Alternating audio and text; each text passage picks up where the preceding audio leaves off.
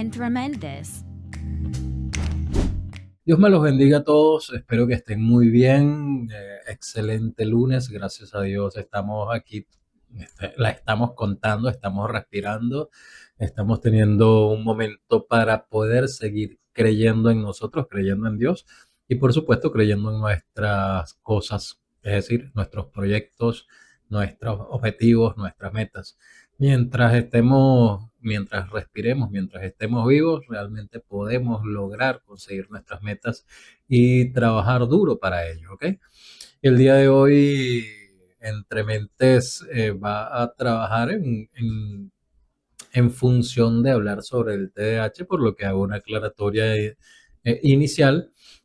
Es prácticamente una radiografía mía. Yo, como ya saben, tengo TDAH o soy una persona con TDAH, así que bueno, no es que no conozco esto, sino que simplemente lo que me va a hacer es un poquito de ruido, así que bueno, trabajemos en conjunto para que salga lo mejor posible. Saludos a la señorita Claudia, a la señorita Eileen, Eva y su arroz con mango, Dios te bendiga. Sheila, Ibis, Pierina, Iraíz, muchas gracias por estar conectados. Un abrazo a todos, a todas realmente.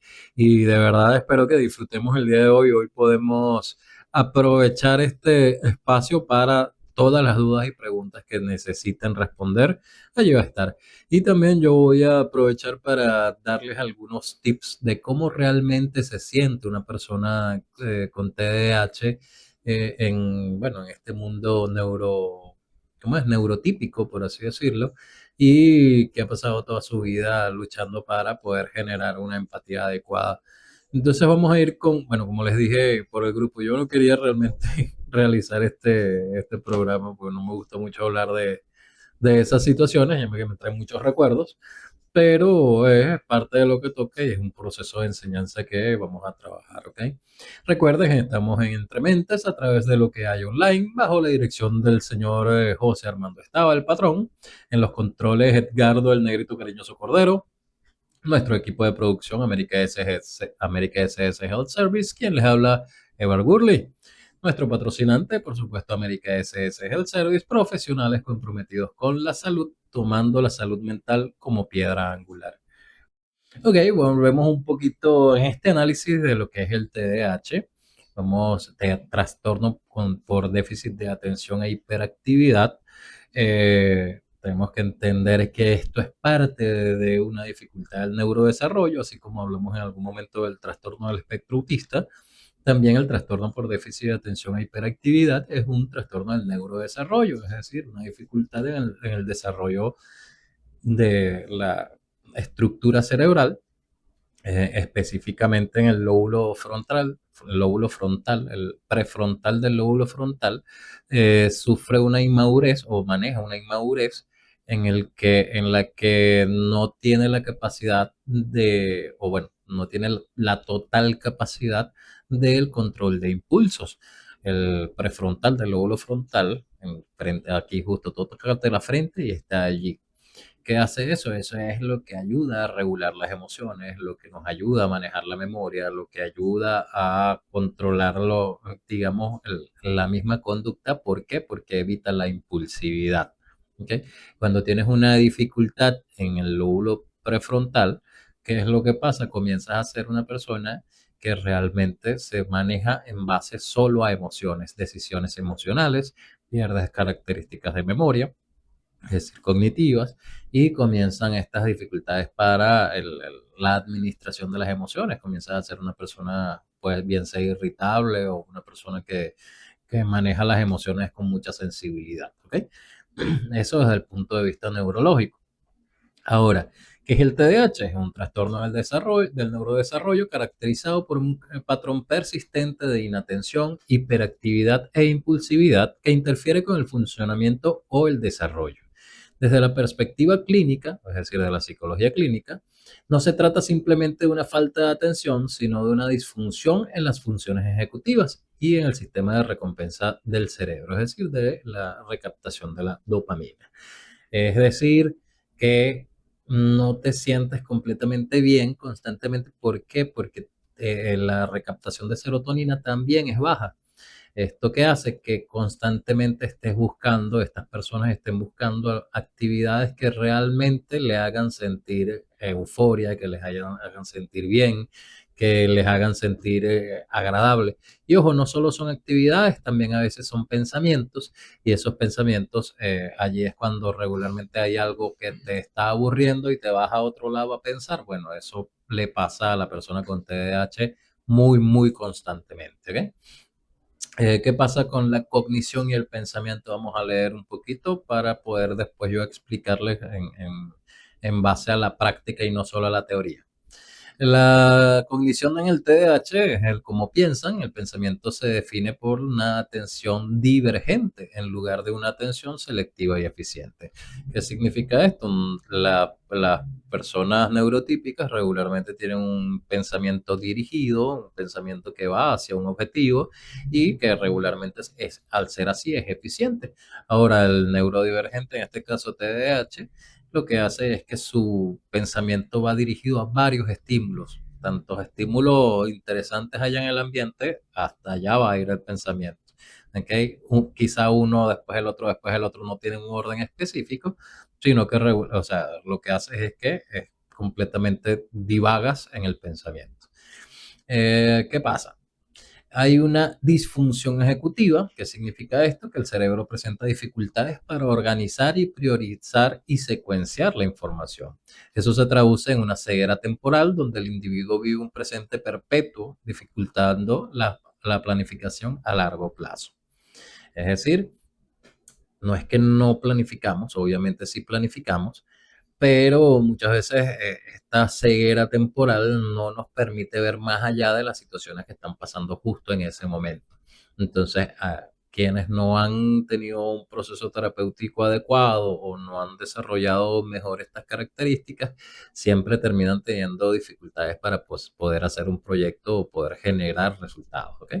El pensamiento arborescence, que a menudo es una idea que se ramifica en múltiples direcciones simultáneamente, lo que genera una sensación de saturación cognitiva o ruido mental. Es decir, estoy pensando en una cosa y eso termina teniendo múltiples aristas, buscando múltiples motivos o múltiples causas o aquel objetivo o simplemente distintas historias a la vez. Y eso lo que hace es que te agota mentalmente y a la vez siempre tienes un ruido mental. También nos pasa cuando estamos durmiendo, no sé si a todos, pero hay una gran mayoría que sí he visto que, bueno, me han relatado que cuando están dormidos también están sintiendo y pensando constantemente y no se quedan tranquilos, lo que dificulta el sueño, el descanso y obviamente a veces puede para levantarte como si no hubieses dormido nada la noche anterior. A veces eso pasa a todas las personas por el estrés, por la ansiedad, pero en las personas con TDAH es algo más común porque obviamente nuestro cerebro está un poquito revolucionado, ¿ok? También tenemos la característica del hiperenfoque, que, o sea, aunque regularmente tenemos el pensamiento bifurcado, cuando hay algo que realmente nos interesa o es una novedad absoluta, lo que hacemos es que tomamos nuestro enfoque y lo metemos ahí al 1000%. O sea, es más, nos dice, mira, ¿quieres agua? Y nos molestamos porque nos está sacando de nuestro centro. Ese hiperenfoque nos ayuda a concentrarnos y hay una productividad inmensa cuando estamos allí. El detalle está en que a veces ese hiperenfoque lo que hace tanto agotamiento mental termina generando un problema emocional. Y por supuesto la desconexión que tú tienes del mundo común, el mundo en vivo todos los días, obviamente te genera una dificultad social. ¿Por qué? Porque al tú enfocarte o hiperenfocarte, tú estás hablando nada más del tema en el que a ti te interesa, estás inmiscuido en el tema que a ti te gusta, estás pensando específicamente en eso totalmente y la gente como que, ajá, y entonces este pana tiene un problemilla, ¿eh? Ok. También está el bajo umbral de estimulación, que es la búsqueda constante de la dopamina, lo que les estaba contando antes, que esto te lleva al pensamiento saltar hacia estímulos más gratificantes y novedosos, ¿ok? Es decir, si tú estás, imagínate, estás viendo clase y se pone aburrida la clase, a veces tú te vas a pensar en otra cosa. Bueno, eso regularmente le pasa a la persona con TDAH, pero por la búsqueda de dopamina. Regularmente estás buscando algo que te genere placer. Entonces, al no poder tener el control de impulsos de una manera más adecuada, tiendes a saltar, tu pensamiento a saltar de un lado a otro sin freno, ¿ok? En el perfil conductual, aquí sí vamos a diferenciarlo, aquí es donde se diferencia realmente, donde podemos ver una diferencia significativa a nivel conductual. ¿Cómo lo podemos ver? Cuando lo separamos entre niños, adolescentes y adultos. El niño con TDAH, por supuesto, no se comporta de la misma manera como se comporta un adulto o un adolescente. Entonces es importante entender que esto, o sea, no todo el mundo tiene las mismas características, pero es como un patrón común o constante, ¿ok?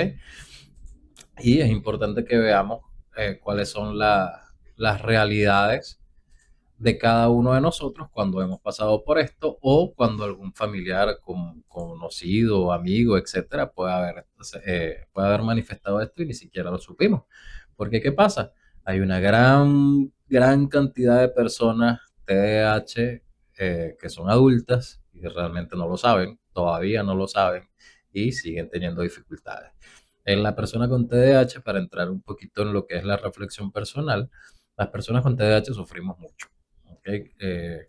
Quizá ahorita en esta época, 10 años para acá, es más conocido, las personas leen un poco más, tienen más intenciones de entender, pero yo tengo 42.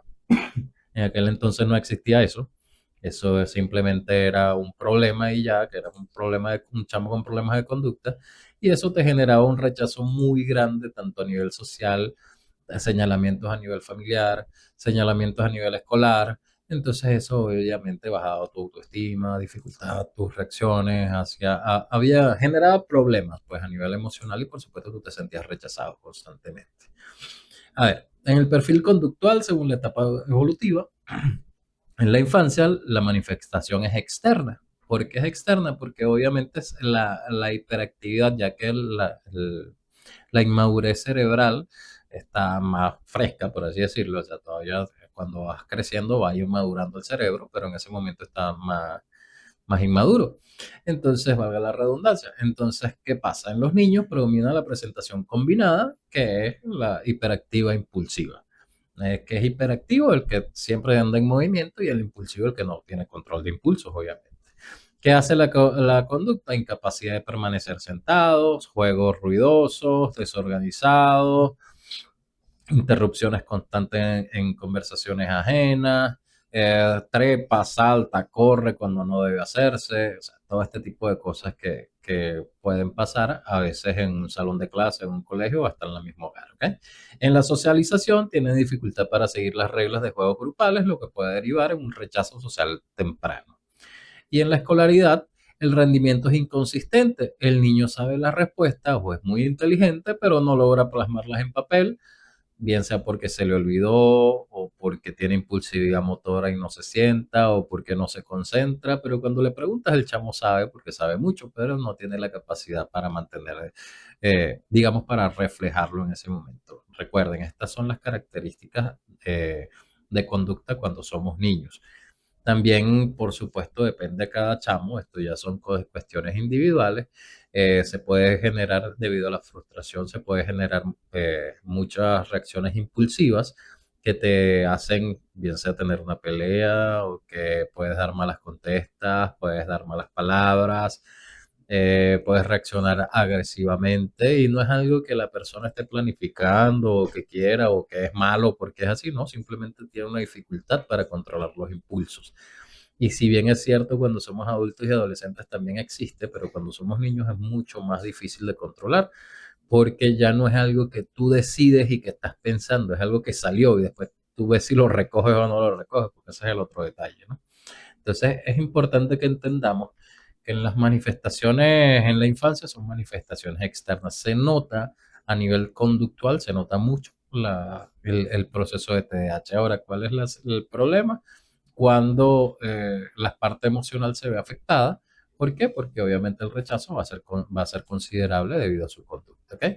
Voy a leer por aquí un poquito a Eva, que nos dice, también hay diferencias entre el hombre y la mujer.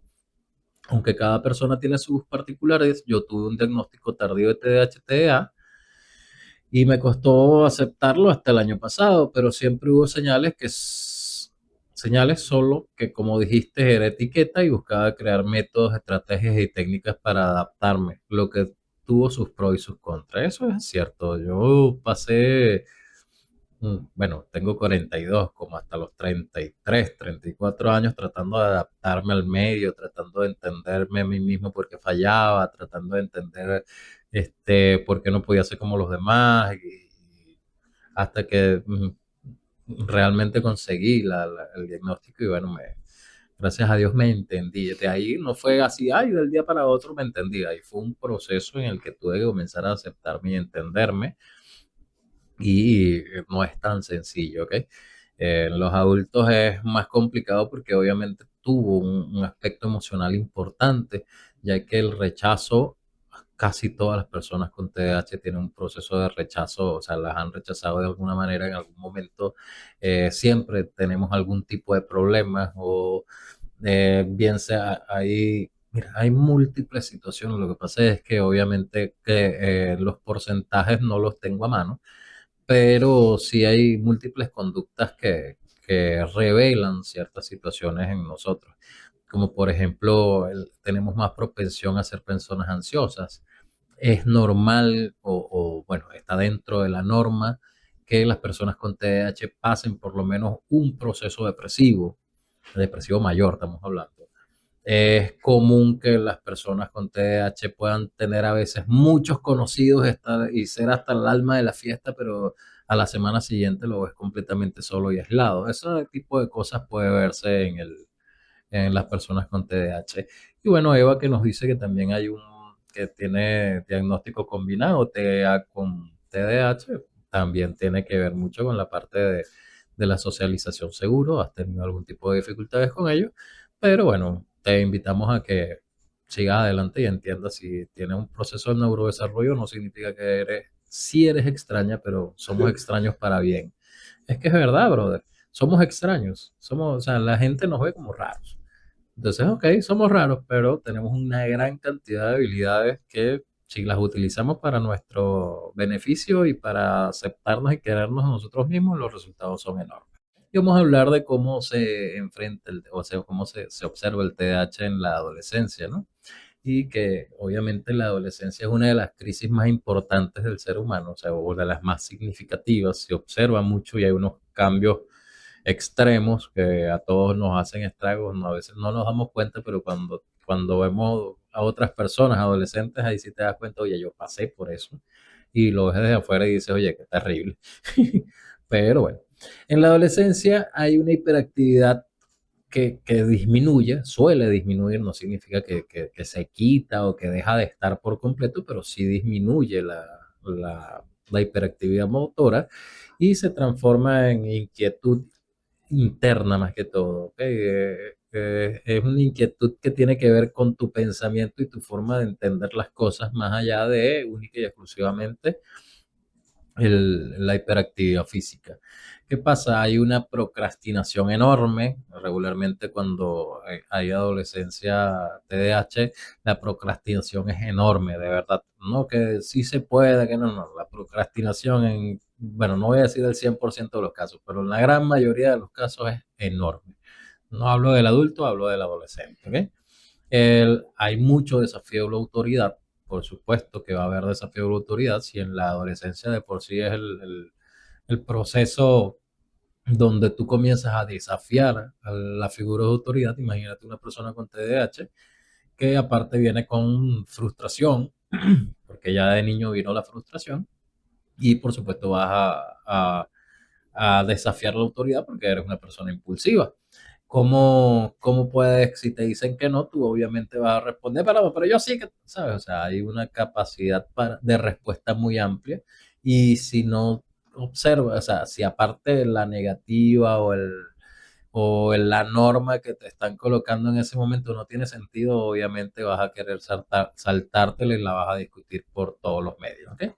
También hay una gran cantidad de conductas de riesgo, como por ejemplo la ingesta de sustancias legales e ilegales, que son las más comunes, las peleas, enfrentamientos físicos regularmente se dan en esta etapa.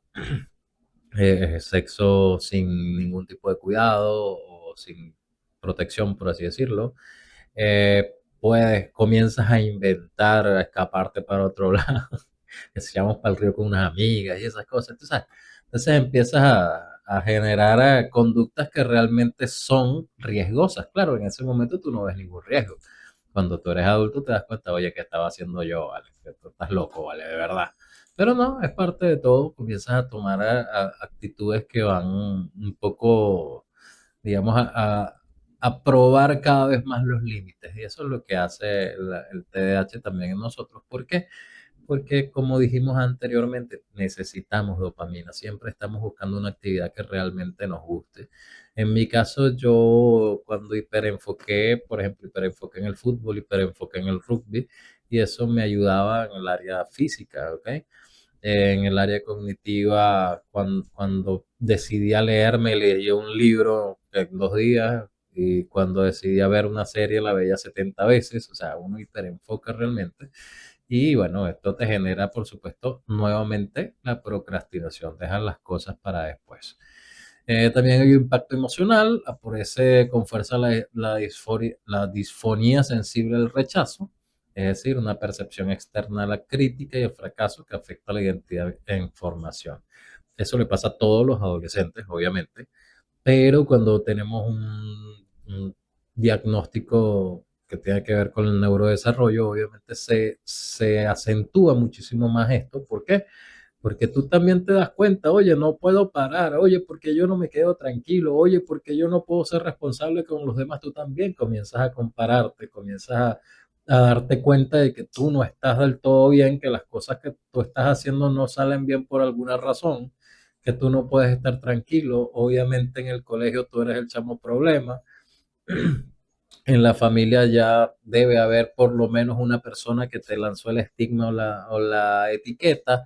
O sea, hay muchas cositas que se van generando y por supuesto hay una sensibilidad al rechazo porque ya has sido rechazado en grupos cuando eres chamo, cuando eres niño. ¿Por qué? Porque obviamente no jugabas como los demás o querías hacer las cosas o entrabas en una euforia tan grande cuando estabas emocionado que podías terminar bien sea metiéndote en problemas o golpeando a alguien. O sea, hay mucha euforia.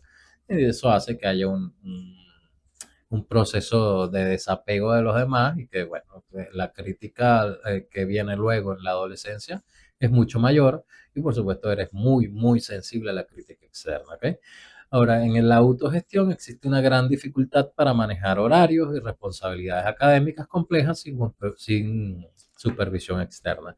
Si bien es cierto que sí lo logramos, sí podemos lograrlo, sí podemos salir adelante, sí podemos estudiar por nuestros propios medios, sí se puede hacer, pero es necesario para eso generar el hiperenfoque.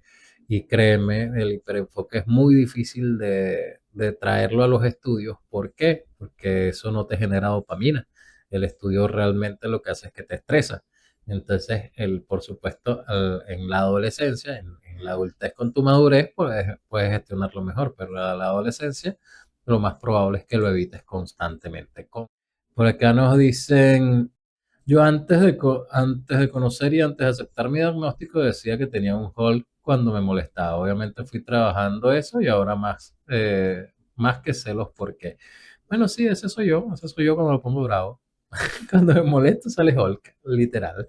Pero obviamente cuando uno se comienza a conocer, comienza a entender, se comienza a ver cuáles son tus características, comienzas a notar que, mira, estas cosas pasan por esto y esto se parece a mí, comienzas a ver, ok, cuáles son las alternativas que tengo y buscas alternativas de conducta o de pensamiento que te alejan de ellos. Ojo, si eres inteligente, si eres necio, simplemente te vas a quedar allí y ya. Pero eso ya depende de ti. Yo creo que la gran mayoría de las personas neurodiversas tenemos bastante inteligencia y nos damos cuenta de las cosas, ¿ok? Macarif nos dice a qué se debe que el Asperger en niños se ha diagnosticado más tardío. Bueno, hoy estamos hablando de TDAH, Macarif. Hoy no estamos hablando de autismo. No tiene que ver que sea diagnosticado más tardío en niñas. El Asperger es igual, es un trastorno del espectro autista tipo 1, ¿ok? Y, o sea, necesidad de apoyo tipo 1. y se diagnostica en base a los criterios diagnósticos. Y los criterios diagnósticos se dan específicamente para los dos sexos, no es indistinto. Eh, ¿Qué pasa? Muchas veces el proceso de retraimiento puede ser que lo tomemos como que un proceso normal y eso es lo que hace que los padres no se den cuenta a tiempo. O porque, bueno, regularmente el niño varón, es más, perdón por la palabra, pero es más salvajito, pues, o sea, se comporta más de tirarse para el piso, de jugar con la pelota, de echar broma con los amigos, o sea, somos revoltosos y regularmente las niñas son un poco más tranquilas. Quizá algunos padres no se dan cuenta por ello, pero si tú te pones a ver, mira, el diagnóstico no tiene ningún tipo de diferencia y a la vez tomar las características desde los 2, 3 años se pueden observar abiertamente, ¿ok? Ahora, con lo que le llamaban Asperger, que es autismo realmente, sí puede ser el diagnóstico un poquito más tardío, es porque obviamente hay un buen nivel de pensamiento, hay muy buena memoria, hay un buen nivel de conjunciones de varias cosas que lo hace completamente funcional y lo que uno piensa, ay, no, es que es tímida y ya, pero no necesariamente es así, ¿ok? Entonces, bueno, no es que la característica que tenga la persona hace un diagnóstico tardío, sino que nuestra forma de observar al chamo hace un diagnóstico tardío, ¿ok? No te preocupes, yo entiendo que son preguntas y ya no hay dificultades. Puedes preguntar lo que quieras, solo que te voy a hacer la aclaración cuando no estemos en ese tema. Miren, vamos a hacer una dinámica hoy y es que eh, quiero que ustedes comiencen a escribir en el grupo cuáles son sus recomendaciones para el programa de la semana que viene. ¿Ok? Recuerden, ¿qué opinan, o sea, o qué recomendarían ustedes? ¿De qué les gustaría que hablemos la semana que viene, el lunes que viene, para poder darles esa participación? Ojo, pueden escribir que si por dos, por tres, si alguien quiere alguien puso un tema y alguien quiere que se hable de eso, pueden también darle y ahí vamos sumando votos, ¿ok? Vamos a tratar de hacerlo lo más democrático posible, es decir, decido yo, y a partir de ahí buscamos una alternativa para poder dar el programa, ¿ok? La idea es que ustedes tengan la información que ustedes necesitan. Recuerden eso o que desean, por ejemplo. Eva nos dice, yo tengo los dos, uno me ayuda al otro y también uno sabotea al otro, lo que hace complejo la percepción de los patrones. Y en la época de mi infancia, que también tengo la condición de caminar en puntillas, que puede ser un indicador, lo mío en los pies es acorde a que tengo un talón, no fui referido al neurólogo, sino solo a terapias, ya que mi mamá no me quiso operar, que era la otra opción. ¿Qué edad tienes? Bueno, no, eso no se le pregunta a una señorita, así que disculpe. Mire, ya lo que pasó, pasó. A mí me dieron correa como no te imaginas. Yo en el colegio tuve todos los problemas que ni te imaginas. Parejas, situaciones que se han escapado y que he perdido parejas por patadas. ¿Por qué? Porque simplemente no sabía lo que era el trastorno de déficit de atención. Bueno, sí lo sabía en teoría, ¿no? Obviamente sabía que existía y trabajaba a los chamos. Eso es lo más bravo, ¿no? Les hacía terapia a los chamos y les decía todo lo necesario para poder estar bien y no reconocía yo mismo que tenía mi TDAH. O sea, como nadie me lo había dicho, yo simplemente pensaba, bueno, soy así, pues, ¿qué voy a hacer? Pero realmente era un diagnóstico que existía y yo mismo no me había dado cuenta. Entonces es importante que entendamos que cuando recibimos un diagnóstico no es para sentirnos mal, sino que por lo menos sabemos qué podemos hacer y adaptar nuestra vida y comprendernos nosotros mismos, ¿ok? Por aquí nos dice Iraís, mi hermana Iraciel está conectada, es nueva por acá. Un abrazo, Iraciel, Dios te bendiga, gracias por estar con nosotros y esperemos tenerte todos los lunes a la 1:30. Con gusto vamos a poder conversar cada vez que desees, ¿ok? Eileen dice, conocer el cerebro TDAH es súper importante, incluso para las personas que rodean a quien tiene TDAH. Por ejemplo, te permite saber que si el Hulk de tu pareja sale, no es personal, no es contra ti. Eso te permite darle espacio solo o sola para que se autorregule sin el drama de ¿por qué a mí? Tienes toda la razón, Eileen. Y es que justamente estamos teniendo este programa para poder entender lo que es el TDAH, porque hay muchas personas que están casadas o tienen una pareja con TDAH y no saben por qué reacciona de esa manera, ¿sabes? O porque se le olvida todo, o siempre hay un problema porque no hizo lo que debía hacer. Entonces, tenemos que entender que, ojo, no son excusas, porque igualito deben hacer sus cosas y debes regular tus emociones y debes hacer las cosas como deberías, o sea, como la mejor manera. Pero, o sea, el comprender que esto pasa te ayuda también a ir regulando poco a poco y entender que cuando él no pueda regular o no pueda hacer las cosas como debe, tú también tienes las herramientas y puedes tomar las cosas o la conciencia adecuada para poder manejar digamos, el proceso no como algo personal, sino que, bueno, una persona que tiene una condición, pues y ya, pues, es una condición de vida, no es algo que tú puedes cambiar cada vez que quieras. ¿Ok? ¿Qué pasa? Es crucial entender que el TDAH no es una incapacidad de aprendizaje. O sea, las personas con TDAH aprenden y aprenden mucho, son demasiado inteligentes, realmente lo son, pero es una dificultad en la ejecución. La ejecución de lo aprendido es lo que genera el problema. ¿Ok? Un tratamiento para una persona con TDAH puede ir desde la necesidad de psicofármacos, ¿ok? Para el control de la impulsividad, como también viene la parte de la psicoeducación, la terapia cognitiva conductual, manejo de hábitos, a veces, como dije, el farmacológico, la regulación de neurotransmisores, etcétera. ¿Qué pasa? Somos pocos los que tenemos la capacidad de tener todo ese tipo de tratamiento. Entonces, ¿qué se sugiere? Dar herramientas a estas personas para que primero nosotros como neurodiversos debemos aceptarnos. Lo primero es aceptarnos, dejar de compararnos con los demás, comenzar a entender que no es que yo no puedo porque no quiero o porque soy bruto, ¿no? A veces tenemos dificultades. Eso te lleva a la otra parte del duelo, que es preguntarte el por qué yo soy así y no aceptar que soy así. No, realmente darle gracias a Dios, porque si bien es cierto, para las personas neurotípicas siempre se ve la parte negativa de bien sea el trastorno del espectro autista o el TDAH, realmente el TDAH termina también dándote unas especies de superpoderes que, que tú no te habías dado cuenta. Cuando hablo de superpoderes no es que vas a volar, ¿ok? Ese era yo que me lanzaba del techo porque llegaba al piso, así que no volaba. El detalle está en que si tienes la capacidad, una capacidad enorme para resolver problemas, para improvisar, para conseguir cosas, así como tú puedes pasar por aquí y no ves nada de lo que está alrededor y te preguntan dónde está esto y no sabes, también tienes una capacidad de ver detalles y de resolver, o sea, bien sea ecuaciones matemáticas o de otro tipo, en las que entiendes una estructura compleja de una manera muy fácil. También, por supuesto, al tener hiperenfoque, tienes una capacidad de lograr objetivos muy grandes, si te hiperenfocas, obviamente. También existe la capacidad de generar múltiples proyectos.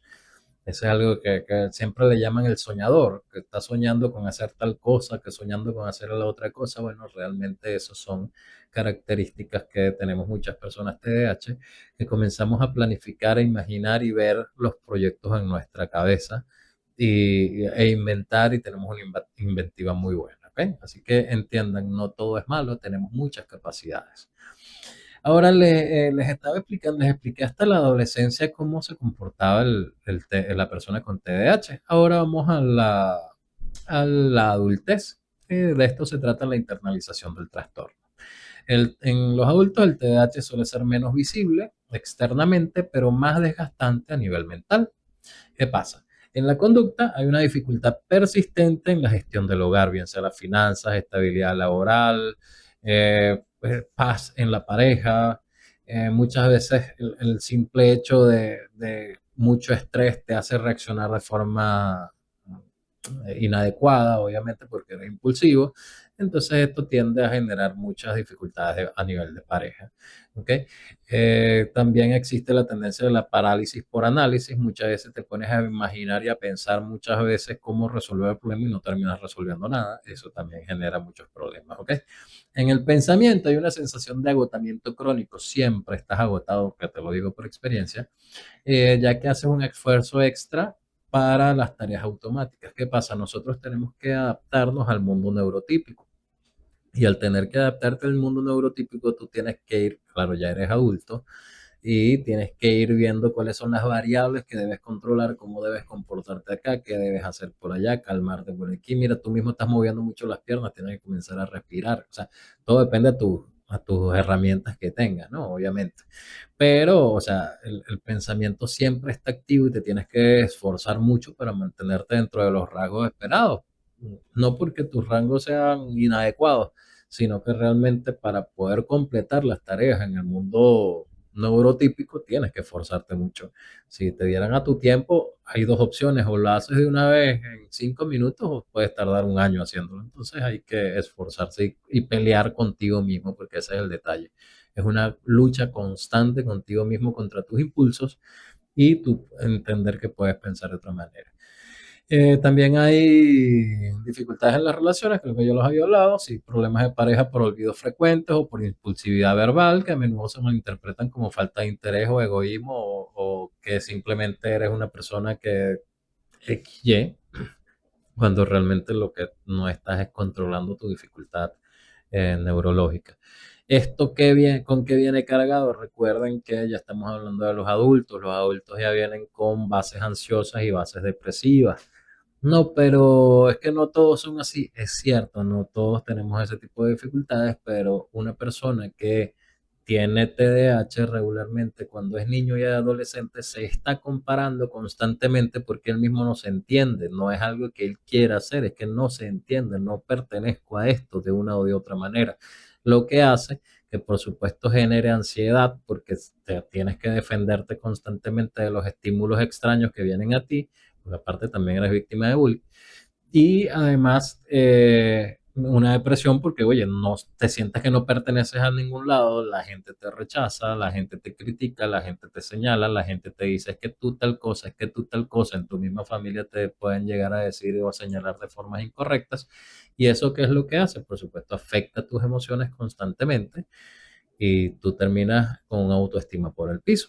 Eso hace que llegues a posible depresión. Entonces, ¿cuál es la idea en el adulto? El adulto tiene que ser muy fuerte, tiene que manejarse el mismo, tiene que autorregularse el mismo, tiene que lograr eh, ser funcional dentro del mundo neurotípico y a la vez no autoagredirse constantemente para poder aceptar realmente su situación de vida. Entonces, en la vida adulta es un poco complicado, más que todo es por ese agotamiento. El agotamiento del pensamiento también te hace ponerte irritable, también te hace que tengas aislamiento, también hace que tú decidas un día por impulsividad mandar todo allá. Entonces, oye, son situaciones que realmente generan mucha distorsión en el amor propio, ¿ok? Entonces, si tú no trabajas tu autoestima constantemente con bueno, todos tenemos que hacerlo, pero una persona con específicamente TDAH, si no trabajas tu autoestima y te aceptas como eres y comienzas a ver las partes buenas, ojo, siempre las partes malas también te van a afectar, pero trata de ser tú, trata de ser lo mejor posible y esforzarte para ser mejor para ti, ¿ok? Entonces, yo creo que es importantísimo que te des cuenta de que sí vales la pena. Lo único es que teniendo las herramientas necesarias, te vas a sentir mejor contigo misma. Leo un poquito por acá. Cristian dice, buenas tardes, muy importante. ¿Existe un test que nos pueda guiar si tenemos TDAH? Sí, claro, en el consultorio, vaya, no hay ningún problema. Con gusto se lo aplicamos, vaya. Cristian, sí, vayan, yo se los aplico ya en el consultorio, no hay problema, vamos. Acuérdense de algo, por cierto, este fin de semana fue o a final de semana. Hay algo que tenemos que entender, los psicólogos no podemos hacer terapia por WhatsApp, ¿sabes? Si bien es cierto que podemos hacer consultas y terapia vía online, una llamada, pero o sea, si tú me mandas WhatsApp, yo no te voy a poder hacer una terapia. Y mucha gente se siente incómoda por ello. Yo no te puedo aplicar test a distancia de esa manera. Entonces, no se sientan incómodos porque al final yo entiendo que, o sea, a veces parece muy, muy sencillo porque, bueno, tú eres psicólogo y ya y tú lo sabes hacer, pero eso no es sencillo, hermanito. Por algo pasamos por la universidad. Entonces, tomen en cuenta eso cuando vayan a solicitar alguna información, porque a veces no es como este tipo de cosas. Grecia nos dice, lo más difícil de entender al adulto con TDAH no es solo su distracción, sino la rigidez de su pensamiento cuando se sienten cuestionados.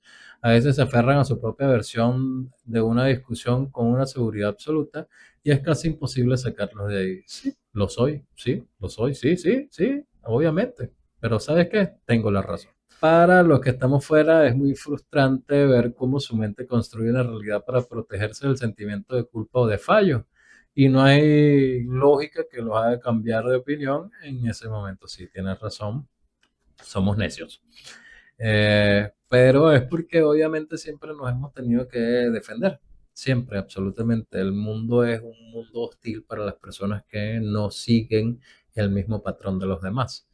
El mundo es muy hostil para toda persona que sea un poquito diferente. Y aunque desde afuera no se vea esa hostilidad, las personas que somos diferentes vemos constantemente la hostilidad, vemos constantemente el rechazo, vemos constantemente las malas palabras y los señalamientos, vemos constantemente el aislamiento, no autoaislamiento, sino lo que lo hacen otras personas con nosotros. Y eso duele mucho. Entonces, obviamente, lo primero que hace una persona es, vamos a defendernos. ¿Cómo te defiendes? Tú decides si te defiendes agresivamente o te defiendes pasivamente. ¿Cómo es pasivamente? Bueno, agarro, me encierro en mi mundo, no me meto con nadie, no molesto a nadie, por favor, no me joroben, ¿ok? Así de sencillo. Y en cuanto a las características de pensamiento muy arraigados, cuando tenemos TDAH, por supuesto, porque nos hiperenfocamos. Ojo, no es que no podamos cambiar de opinión, por supuesto. Claro que podemos cambiar de opinión, pero tenemos una característica que es que vamos mucho más a la demostración que a la teoría.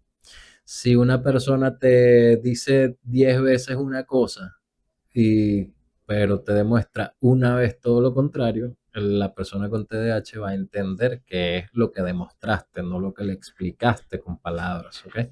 Entonces, por eso también hay muchas cosas que no se entienden en la conducta de estos panas, o bueno, de nosotros. Porque, ajá, pero ya yo te lo dije, ok, pero hiciste todo lo contrario. Entonces, si hiciste todo lo contrario, una persona con TDAH va directamente hacia lo que le genera una comprensión de la situación, no la explicación que le diste, sino lo que observó directamente. Ok, ¿cómo se gestiona esa realidad paralela que crea el adulto con TDAH cuando está a la defensiva? Porque para quienes lo rodean es como tratar de convencer a alguien de que el cielo es azul mientras ellos están convencidos de que el rojo, porque así lo sienten. No es que lo sientan, es que realmente para ellos es rojo porque lo han visto rojo, ¿sabes? Entonces el detalle es ese, tú puedes decir mil veces, ese es como el papá que le dice al niño, no grites, gritado. ¿Sabes? Si tú le dices al niño no grites gritando, obviamente el niño va a gritar.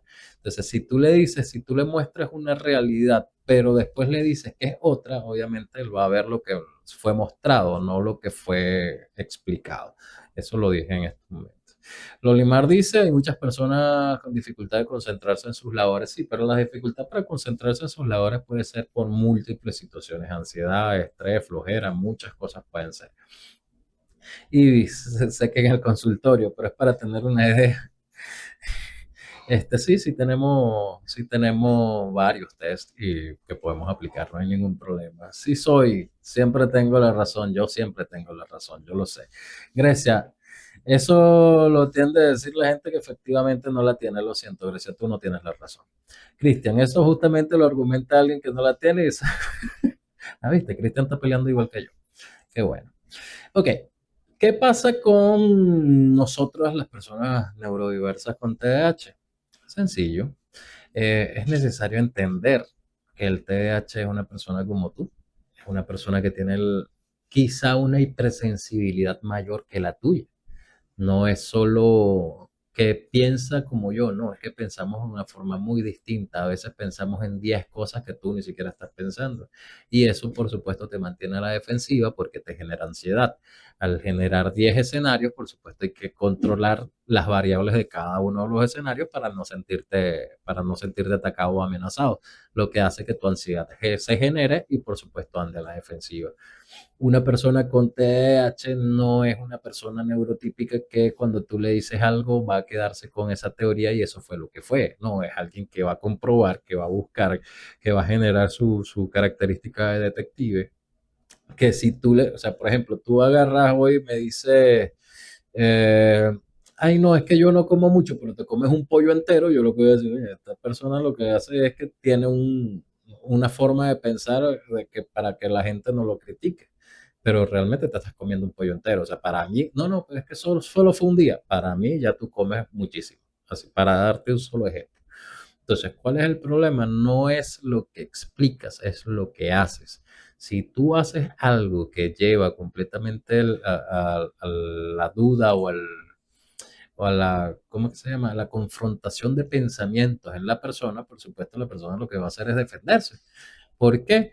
Porque entre la característica o la categoría del pensamiento normal puede ser, "Ah, no, bueno, deja eso así y ya". Pero no, eso no es algo que pueda decidir directamente la persona TDAH. Ese pensamiento sigue dando vueltas, estás durmiendo y se te vienen esas ideas. Te despertaste y apareció eso de una vez. O sea, no es algo que tú decides, es un proceso que está en tu cabeza. Y cuando ese proceso está allí, tú no puedes directamente, o sea, por supuesto que puedes trabajar contra ello, pero no todo el tiempo eres infalible, o sea, ¿sabes? O sea, por supuesto que te vas a equivocar, vas a tener momentos.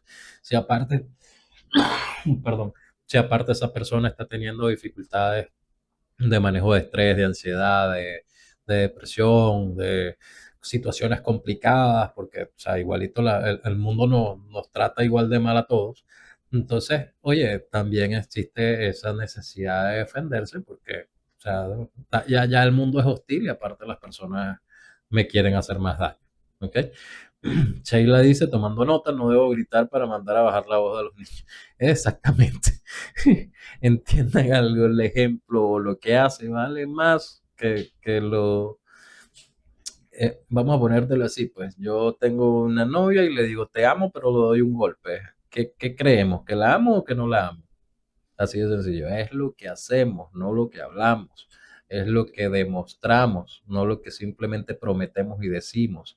Si yo te digo que voy a estudiar y realmente lo que me voy es de parranda, ¿qué vas a pensar? O sea, no, este tipo está estudiando y está fino. No, se está yendo de parranda.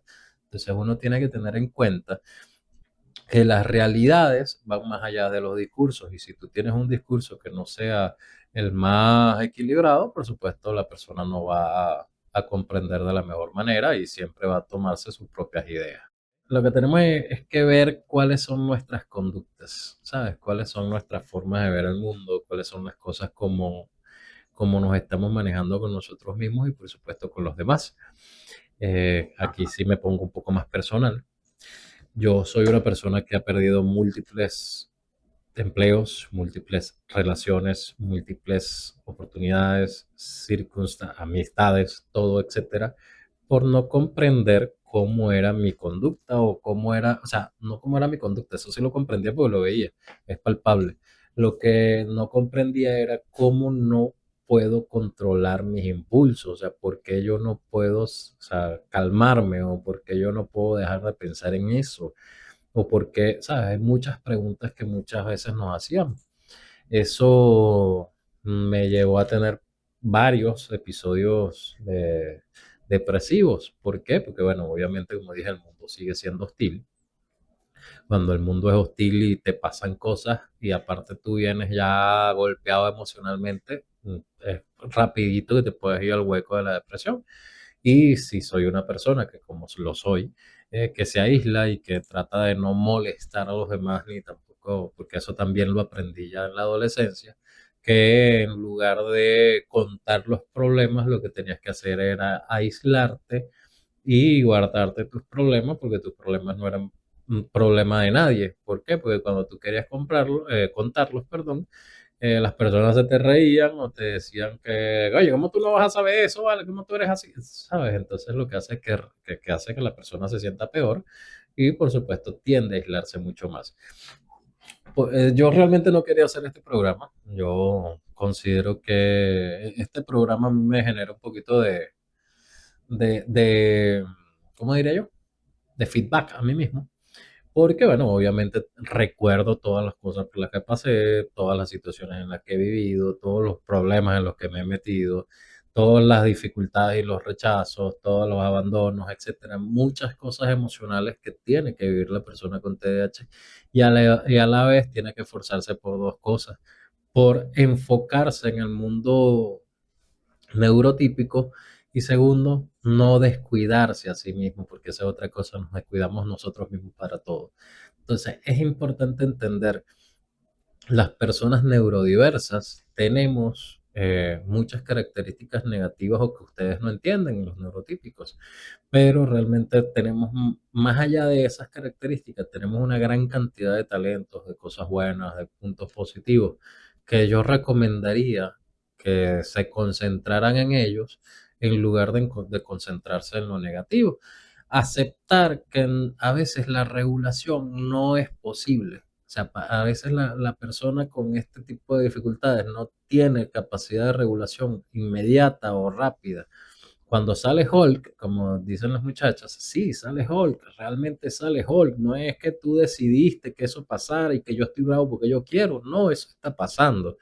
Y muchas veces no te vas a controlar a los 5 minutos y te vas a quedar tranquilo. Entonces, ojo, en la persona con TDAH tiene que buscar sus herramientas para poder, bien sea no agredir o hacer daño a alguien y por supuesto tampoco a él mismo. Cuando hablo de agredir no solo hablo físicamente, sino con palabras, con acciones, etcétera. Entonces, ¿cuál es el detalle? La persona con TDAH tiene demasiada carga, ya está sufriendo constantemente, ya está peleando consigo mismo constantemente, ya tiene inseguridades creadas desde base, desde una infancia, ya tiene dificultades desde la adolescencia, porque, o sea, si bien es cierto que eh, te tiendes a criticar la figura de autoridad y a tratar de transgredir esos límites, pero al final también, obviamente, ya tú vienes con, si es que de chamo eras inquieto, entonces imagínate ahora en la adolescencia, ya ni siquiera es que eres inquieto, sino que eres prácticamente el que va a ser un criminal cuando crezca. Ok, entonces hay que tener mucho cuidado con cómo tratamos a las personas, cómo manejamos las relaciones con estas personas, cómo conversamos y de qué cosas conversamos, porque si vas a conversar para señalar y criticar, no solo hablo con las personas de TDAH, creo que con nadie debería hablarse de esa manera. Ahora, si hablas para entender, para comprender, para compartir y para poder hacer una amistad real, siempre van a estar ávidos de relaciones sinceras. Siempre, siempre. Las personas neurodiversas siempre van a estar ávidos de relaciones sinceras. Hasta los chamos con autismo que se aíslan enormemente, si tú vas de forma sincera y con gusto y todo, aunque sea un rato, te vas a sentir con él de vez en cuando. O sea, de verdad que te lo estoy diciendo, las personas neurodiversas sí les gusta la compañía, sí quieren a las otras personas, pero sus dificultades o sus límites son los que producen esto. Y por supuesto, el mundo como no es nada cruel, entonces también tenemos que tener un poquito de lucha contra ello. Ojo, no somos víctimas para nada, no somos pobrecitos para nada. Yo me creo más o menos un superhéroe a veces, ¿no? Así que realmente no creo que en tener lástima o tenerle el pobrecito yo, nosotros mismos, no. La verdad es que eso no es así. Lo que sí es que, mira, sí podemos tener dificultades y si tú quieres llevarte bien con personas como nosotros, bueno, o sea, vamos a regularnos los dos. No me dejes a mí toda la tarea, vamos a hacer las cosas lo mejor posible. Y por supuesto, siempre ser sincero. Una vez que digas una mentira, a una persona con TDAH no se le va a olvidar. Te lo estoy diciendo muy en serio. Una mentira, eso no se le va a olvidar nunca porque eso fue una experiencia y esa experiencia regularmente deja secuelas y esas secuelas las va a recordar toda la vida, ¿ok? Eva nos dice, pero no a todos les gusta que la sinceridad, ese también es el problema. No es que no a todos les gusta, la gran mayoría de la gente no le gusta la sinceridad. Por algo, los políticos con mejores resultados son los populistas. ¿sabes? O sea, a la gente no le gusta que le digas la verdad, a la gente le gusta lo que le digas lo que ellos quieren escuchar. Ay, mira, ay, me quedó bien el vestido, te quedó perfecto, parece un saco de papas, pero te quedó perfecto. No, eso nunca se lo vas a decir, le vas a decir, ay, te ves bella, hermosa, no sé qué cosa, para que puedas estar tranquila. Entonces, siempre, siempre vamos a tener que filtrar lo que decimos y lo que no decimos, pero la verdad es que si pudiésemos ser sinceros siempre, el mundo sería más feliz, ¿ok? Las mentiras no, es que no las olvidamos, las mentiras no se olvidan. La persona con TDAH no olvida una mentira. Y el problema está en que si no es que mentiste abiertamente, sino que mentiste por omisión o mentiste porque, no sé, quisiste ocultar las cosas, XY, la mente detective también está allí. No es algo que, como dije, tenemos una capacidad o sea, de resolver problemas muy fáciles y los primeros que se resuelven son ese tipo de cosas, ¿sabes? O sea, lo que es que seguir un patrón y ahí llegas rapidito. Entonces, oye, no es que no puedas engañar a las personas, no es que no puedas generarle, digamos, la manipulación, pero en el momento en que te consigan una, la vida no va a ser igual. ¿Sabes? Siempre va a estar esa espina. Entonces, tampoco es algo que nosotros decidimos, es algo que existe, es algo que pasa, es algo que está allí, es una consecuencia, es un síntoma. No lo podemos realmente eh, evitar y mucho menos podemos minimizarlo, porque si lo minimizamos, entonces lo que hace es que sea, lo comienzas a señalar nuevamente. Entonces es importante que entendamos este tipo de cosas, porque las conductas y los pensamientos de las personas neurodiversas, si bien es cierto, creemos que conocemos mucho, pero cada cabeza es un mundo, cada emoción es distinta, cada cosa que hacen estas personas o que hacemos estas personas tiene una significación distinta. Cuando nosotros dejamos de hacer nuestras cosas para dedicarnos a hacer las cosas de los demás o para dedicarnos a preocuparnos por los demás, o para darle intimidad. Cuando hablo de intimidad no hablo de relaciones sexuales, sino de intimidad real en la vida de alguien, es porque, mira, vales la pena para esa persona, ¿ok? No traiciones su confianza, no le digas una mentira. Puedes jugarte, puedes hacerle bullying, puedes hacerle lo que te dé la gana, pero no le digas una mentira. Nunca digas una mentira porque primero te la van a conseguir, segundo no se les olvida más nunca, ¿ok? Bueno, señor Orlando, otra vez Orlando Cordero, ese era un futbolista. Caballero Cordero, Dios me lo bendiga, gracias por acompañarnos, gracias por estar con nosotros. Recuerden, esto fue Entre Mentes a través de Lo que hay online, bajo la dirección de José Armando Estaba, el patrón, Edgardo Cordero, el negrito crilloso, el equipo de producción América SS Health Service, quien les habla, Ever Gurley, nuestro patrocinante América SS Health Service, profesionales comprometidos con la salud, tomando la salud mental como piedra angular. Como les dije, por favor, decidan ustedes cuál es el programa de la semana que viene. Si no ponen nada, yo me siento aquí y comienzo a contar chistes, que son muy malos, por cierto. O a cantar, ustedes deciden, cuento chiste o canto. Bueno, nos vemos Dios mediante el lunes que viene. Recuerden, les invito a la caminata el día 16 de mayo a las 7 de la mañana en el Parque La Llovizna. Esto está enmarcado dentro de la campaña a grande escala que tiene América SS de la cruzada contra el suicidio, y a la vez va a ser una ruta del bienestar que no solo tiene que ver para personas suicidas, sino que sirve para todas las personas que tengan interés en mejorar su salud mental, en sentirse mejor, en tener herramientas, en lograr hacer las cosas por sí mismos sin necesidad de que sus emociones las distraigan, ¿ok? También tenemos el agrado de poderles decir que el día martes siguiente, para ver, que se me olvidó qué fecha es, la verdad, después de la 16, 17, domingo, el 19 tenemos una jornada de atención psicológica en América SS Health Service. Tenemos una jornada a bajo costo de atención psicológica. Están invitados. Cualquier cosa, comuníquense con nosotros y podemos darle la información. ¿Ok? Ahora sí, compadre, vámonos. Dios me lo bendiga. Muchas gracias por estar aquí. De verdad, gracias por escucharme y comprendernos. Nos vemos la semana que viene. Dios me los bendiga.